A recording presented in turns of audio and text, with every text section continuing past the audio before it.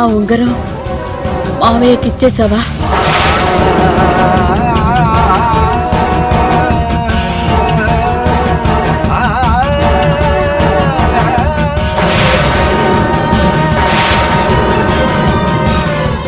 నన్ను క్షమించు బిడ్డా,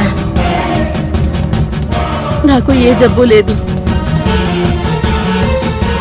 ఆ ఉంగరం మన దగ్గర ఉండకూడదని మావయ్య చెప్పారు.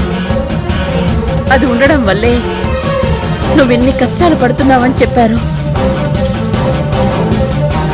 ఆ ఉంగరం మావయ్యకి ఇప్పించడం కోసమే ఇదంతా చేశాను.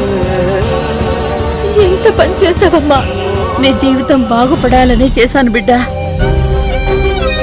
దాన్ని నీకు నువ్వుగా తీసి ఇవ్వవంట.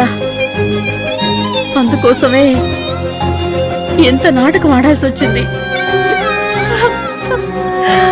అమ్మా అమ్మా,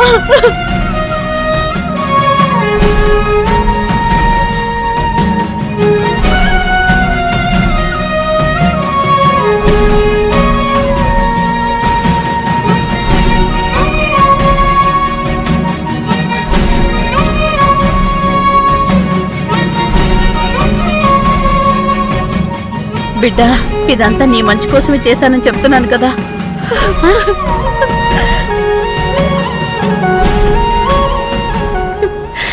ఎంత పని చేసావమ్మా! నా భర్త ప్రాణాలని నేనే ఇచ్చేలా చేశావు.